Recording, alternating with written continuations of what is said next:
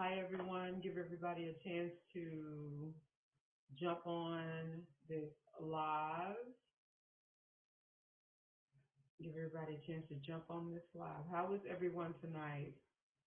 I got to check on you first. How are you doing with this COVID situation? Are you staying safe? Are you protecting yourself? Are you protecting your family? Because that is super important. That is super important that you are protecting yourself, that you are protecting your family, and staying safe. We had to run out today and go to the store and grab some things, and um, I'm still on edge. Even though this has been going on for a while, I am still very much on edge. So I'm just extremely cautious when we're out and about. I just am. So, but anyway, thank you for joining me on this live. I appreciate it. I just saw something on Instagram.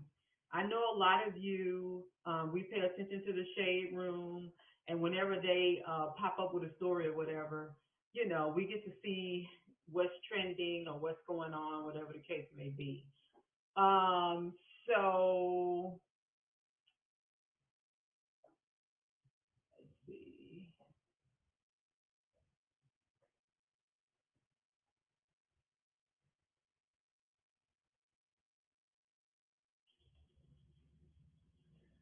So we get to see what's trending and all of that. Um, Give me a second because I'm trying to understand what this is. So tonight we're going to be talking about what we just saw. Tommie Lee, if you know her from Love and Hip Hop, I think I'm right. Love and Hip Hop. So I know her from Love and Hip Hop because I used to watch Love and Hip Hop. I haven't watched Love and Hip Hop in years. I can't even remember the last thing.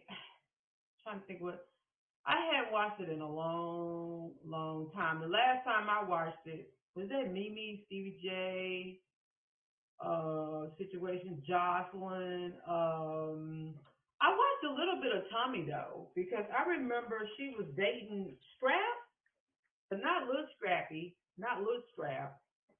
The other guy that looked like little black Jesus. She was dating that guy, and so I do remember um, Tommie Lee.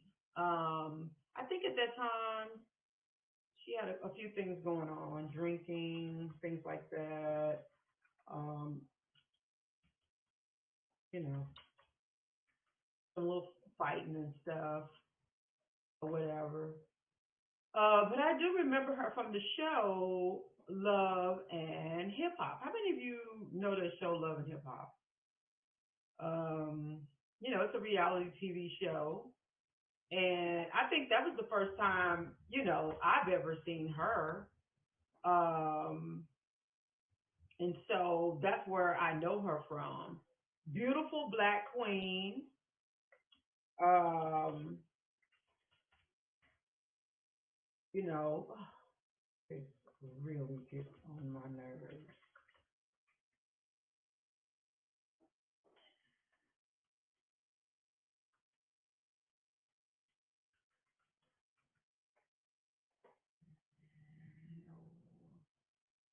You guys. So anyway, I'm sorry. So sorry for the delay. But uh,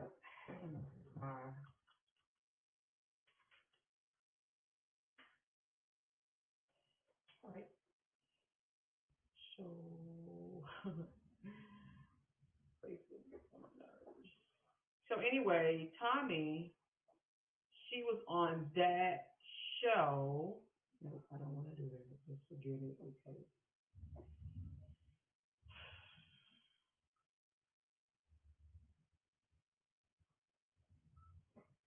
Yeah,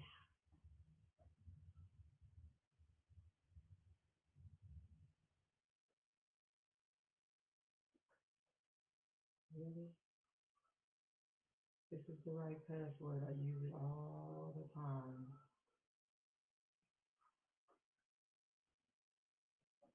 Sorry, guys. Lee. Now it's gonna do this.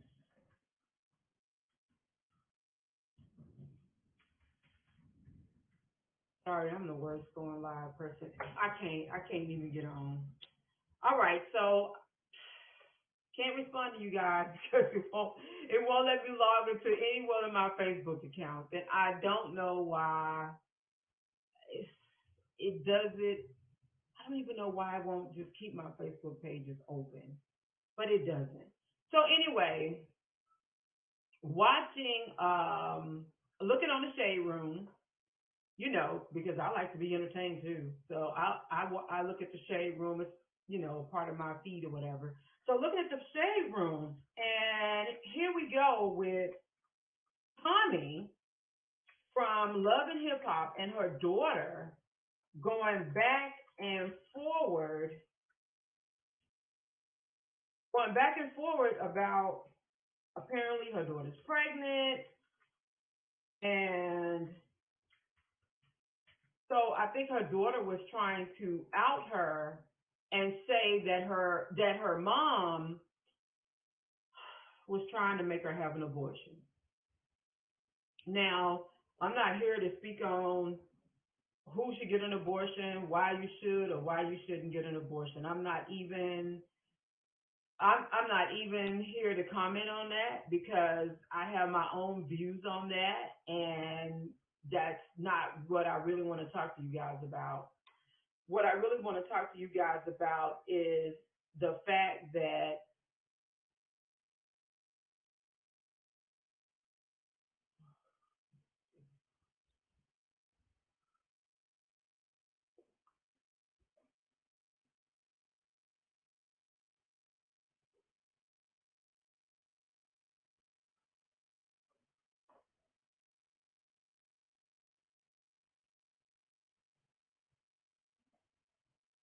okay, so anyway, I went off and I came back on. Sorry, guys. So, hello, hello, hello. My name is Kathleen Harrod, and I am your conscious coach. And I'm here tonight. We're going to talk about Tommie Lee. If you know Tommie Lee, she's from Love and Hip Hop Atlanta, I think. Yeah, Love and Hip Hop Atlanta. I remember seeing her on the show. She was dating a guy named Strap, and she was kind of feisty and fighting and kind of had a few things going on. But she is, of course, a black queen. And at the time, like I said, she had her own thing going on the show. She's a celebrity from the reality TV show Love and Hip Hop. Okay, so tonight, what happened was Tommie Lee and her daughter, I think her name is Samaria, they were going back and forth on. Hold on a second. Just getting on Instagram. So, hey, Instagram, how you guys doing? We're talking about Tommie Lee and her daughter. Um, by the way, I'm Kathleen Harris, your conscious coach. I'm going to help you develop your conscious mind. That's what I do. So, in speaking of Tommie Lee and her daughter, first let me say this. First, let me mention this, I guess. I want to check on you guys and make sure you're okay during this whole COVID season. Make sure you're taking care of yourself, wearing your PPE, your protection, your mask, keeping your family safe. I had to go out today, and let me tell you, I'm still spooked by the whole, everything we got going on with COVID. So I always take precaution, use my hand sanitizer and all of that. So stay safe. My prayers are with you and your family, and keep your prayers with me and my family because we're all out here trying to stay safe with COVID. Shifting back to Tommie Lee. So Tommie Lee and her daughter were on Instagram. I don't know if they were on Instagram or posted on Twitter, but it's on Instagram. It's on the Shade Room. And her daughter was, I guess she posted that trying to convince her to have an abortion. I'm not here to speak on that. That's not what I'm here to deal with at all. As you guys know, I have a passion for my people, for my community. That's what I'm here to speak on. My passion, my what I saw, and what I saw was two broken young women. Tommie is still young. Her daughter is young. I don't know how old she is, between 15 and 17. I know Tommie says she hadn't graduated from high school yet. And she's saying that she's pregnant. I think she's 7 months along, and Tommie was trying to encourage her to not have the child. Let me be brutally honest right here. Might be brutal to some of y'all, but to me, it's it's just life. I've been there, right? I was a teenage mom. My mom was a teenage mom. I don't know if her mom was a teenage mom. I don't think she was. Because I think when her and my grandfather got married, she was already in her 30s or late 20s, because they were married for 73 years, and my grandfather was 103 when he died, and she was 93. Um, so I don't think she was young when she had kids. But my mother was young, and I was young, and my daughter was one of my daughters was 16 or 17 when she had her first child. They got married and they went to college and they did all of that, but still. And so when I and this story is not going to be a far stretch from a lot of black families and what a lot of black families experience, and other families as well. When I saw it, when I heard it, one thing is for sure is that it broke my heart. like it just broke my heart, because I'm hearing them, right? I'm listening to them, and I'm knowing that both of them, for all intents and purposes, they are in a position, right? They're in this position where it's kind of like this is the hand that they're being dealt. You know what I mean? Like, this is the hand that they are being dealt. You know, and you're trying to manage it, right? You're trying to manage what has already happened, which her daughter is pregnant. You know, Tommie on the other end has already been there and done that. You know what I mean? She knows what all of this, how all of this is going to play out. She knows the struggle story. She knows, and she even talks about in her confession on the Shade Room live, or they posted it or whatever. She even talks about the struggle story. She talks about, I got all these mug shots. I got 35, 40 mug shots. She says, all from me trying to get money to take care of my children. So that's that struggle story. She talks about how she hasn't had to ask, or she didn't ask anybody for anything, because she on her grind and she out there struggling, trying to do it for herself. And so again, that's that struggle story. And we're used to it, right? We're used to these struggle stories. The fortunate part for us is that we are now conscious of it. We're conscious of the fact that we should not be living our lives in struggle mode. You understand what I'm saying? Struggle is not something that you pass down from generation to generation. That's why I felt Tommie's heart. You know what I mean? I felt where she was. I remember when my daughter got pregnant at 16, she had a full scholarship, a full basketball scholarship to one of the top colleges in Arkansas. In fact, she had three. She had three full scholarships that were at, you know, that she had opportunities with, and she got pregnant. So I understand where Tommie was. I understand where Tommie's daughter was, because I was once the pregnant daughter, teen daughter, and I didn't know what was going on. I didn't even know I was pregnant. I didn't even know. I was so clueless. Um, and so for both of them, I actually feel for both of them, and I can feel both of their hearts. I can feel both of their pain. I can just feel it. You know, it's real to me because of my own experience. But like I said, the fortunate thing is that we are becoming conscious. We're becoming conscious of what's toxic, what's healthy, what's beneficial, right? We're becoming conscious people.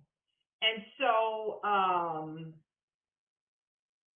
we have to start taking actual steps, though, to heal our race, to heal our people, to heal our children. And so, what do we do, right? What do we do? Because now we understand that there is a struggle story. Now we understand how painful this all is. I mean, I think we did it for years, had babies out of wedlock. You know, we got baby daddies and baby mamas now. Nobody's getting married. And we did all of this stuff for years and we never really thought about it. And so, but now we're at a place, look, 2020 got us all sitting down. 2020 got us at home. 2020 got us paying attention. So we're at home now. So what do we do about it? And you know what? I've always felt like God was leading me always. And my purpose was to help rebuild and reshape the families because that's what I learned. So I wrote this book, So You Think You Want to Have Sex. When I hear stories like the story Tommie and her daughter is telling on social media, I realize the purpose of this book. I mean, I realize wholeheartedly the purpose of this book. I just do. It in this book are the tools to help our children navigate through those teenage years. I almost want to cry right now. I'm not.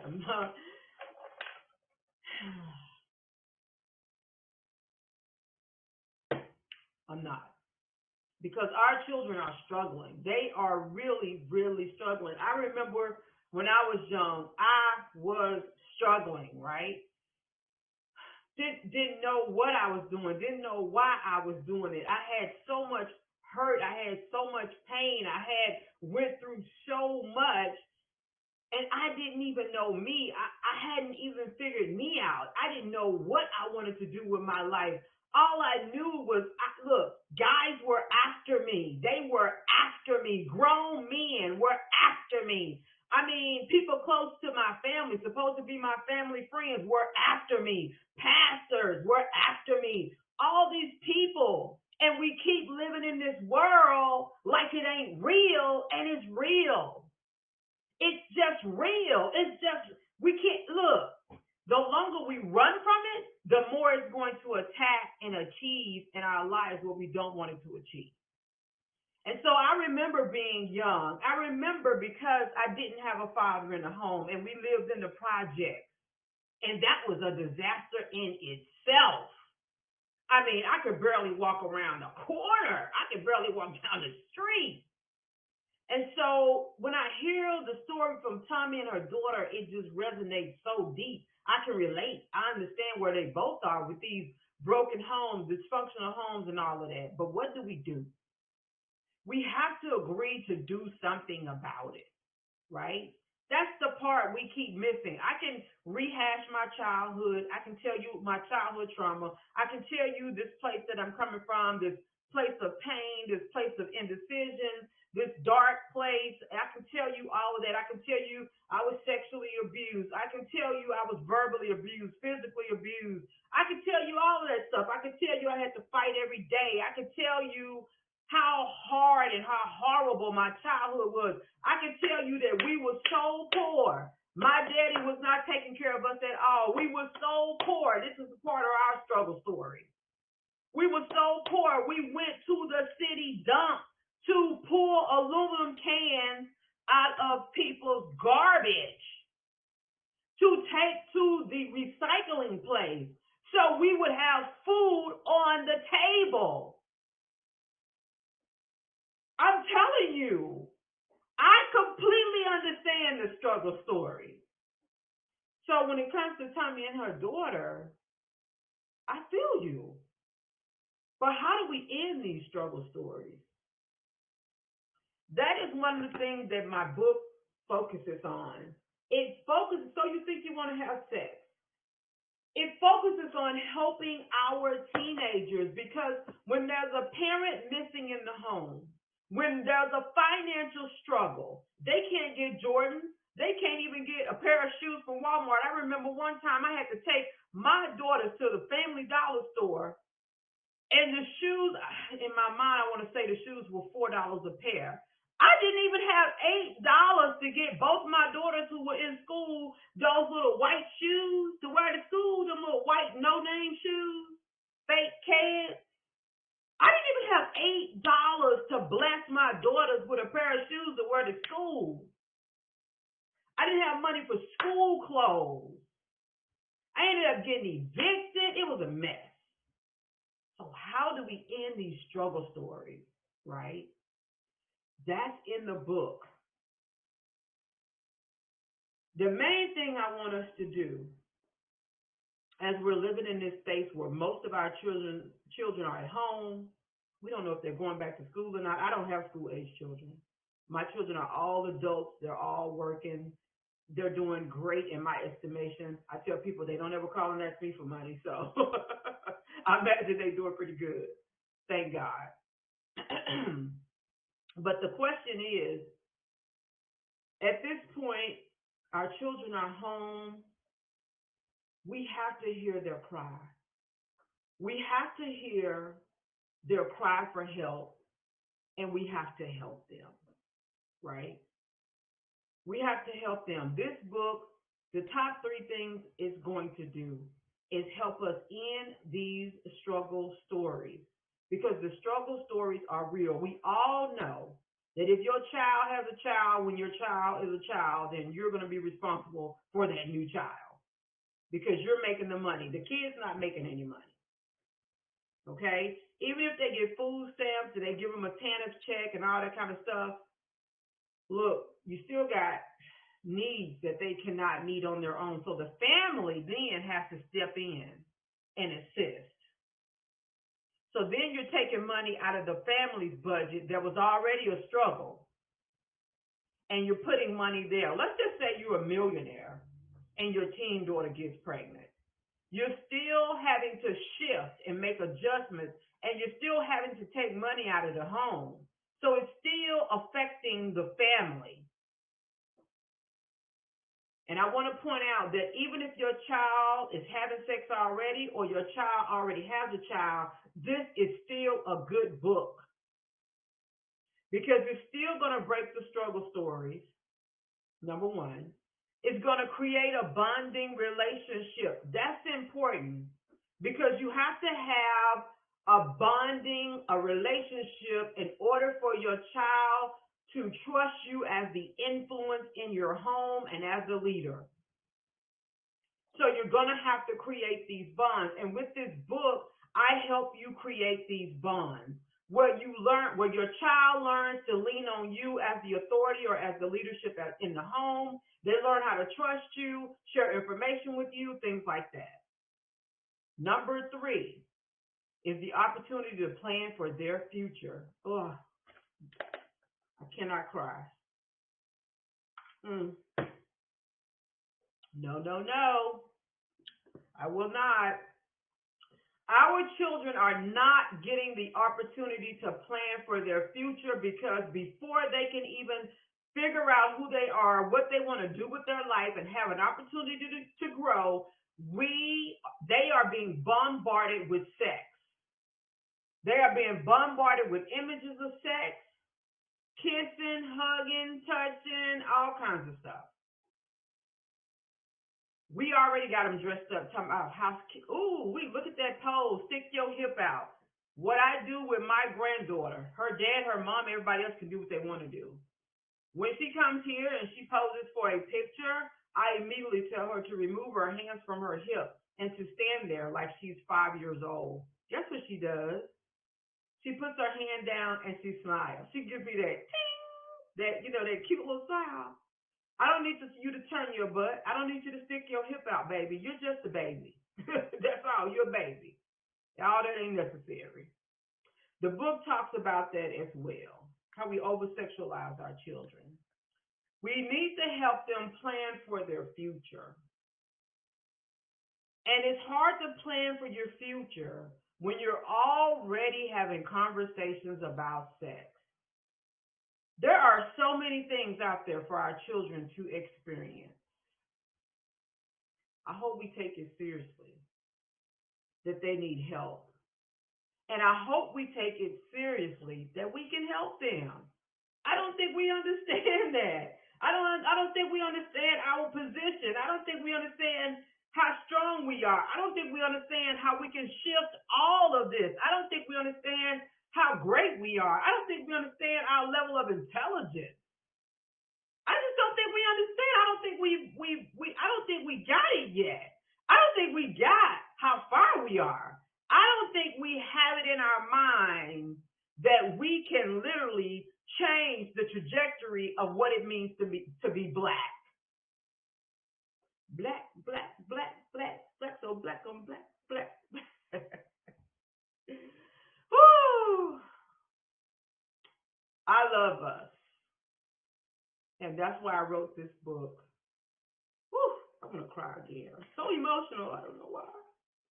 Because I see our pain and I see our struggle, and I know that if we don't start taking it seriously, we're going to stay in this place. We're going to stay in this place that we're in. And in reality, we're not going to shift. We're not going to move. Let me tell you something. They can give us $1 million right now, $1 million to every black family in reparations, which I can't wait to receive mine. If I give you $1 million, but you still got that same mindset, if I give you $1 million and you still have the same behaviors, if I give you $1 million and you still don't know how to conduct yourself in a way that's beneficial and that can build you up and create a better future for yourself, you just got $1 million and you're going to live like you're still in the project.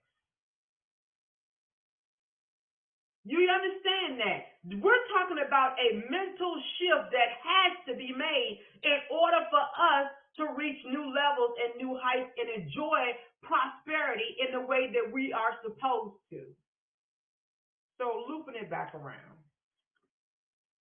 When I saw the video of Tommie, it just broke my heart.